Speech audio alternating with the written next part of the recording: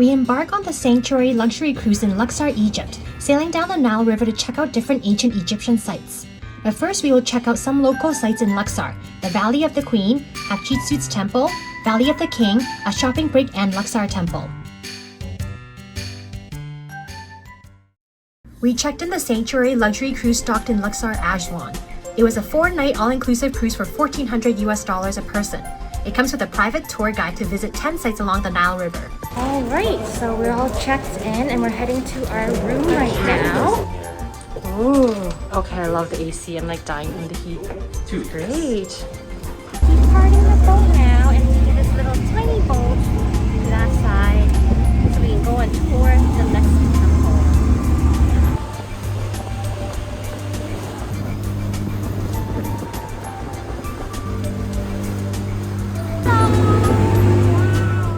First stop is the Valley of the Queen, where the wives of pharaohs were buried in ancient times.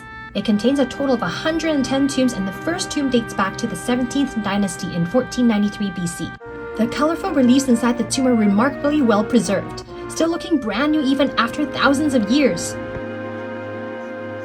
But sadly, tombs were getting robbed in the 20th dynasty due to financial crisis in this period, so they stopped burying royals here after that. Next stop is Hatshepsut's Temple, dedicated to Queen Hatshepsut, who was the second female pharaoh to rule over Egypt in the 18th dynasty. It is considered as one of the most fascinating temples of ancient Egypt. It consists of 3 levels reaching a maximum height of 97 feet and took 15 years to build. So what do you think of this temple? I love it. Let's move in. No, you can have this temple. I'll just go back on the cruise because there's AC. I'll put AC in it. It'll be next level. Okay. Queen Hatshepsut was elevated to the position of wife of the god Amen, one of the most significant ancient Egyptian deities, and the most important status an Egyptian woman could achieve. We are off to the Valley of the Kings, which is close to Hatshepsut's temple and the Valley of the Queens. It consists of over 60 tombs and was used for nearly 500 years. Only 18 tombs can be open for tourists, and they are never open all at the same time. Not all tombs were reserved for pharaohs.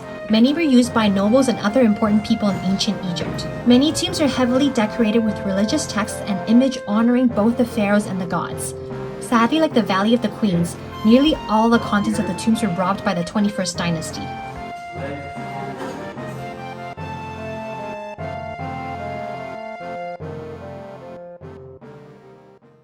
It was actually quite physically demanding to visit all these tombs on the same day.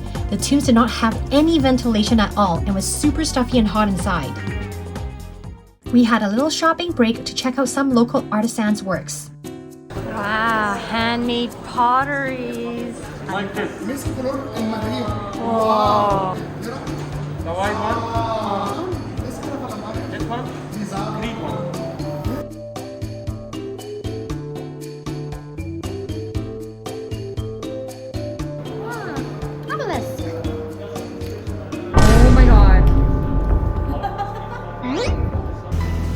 Last stop for the day is the Luxor Temple, one of the best preserved temples and known as the world's largest outdoor museum with 2 outer courtyards.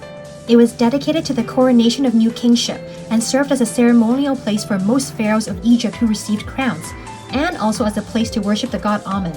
As I mentioned in another episode that the Pyramid of Giza represents the throat chakra. The Luxor Temple is associated with the 3rd chakra, solar plexus, the center for revealing power, control, and ego. Often the Luxor Temple is referred to as the Temple of Man.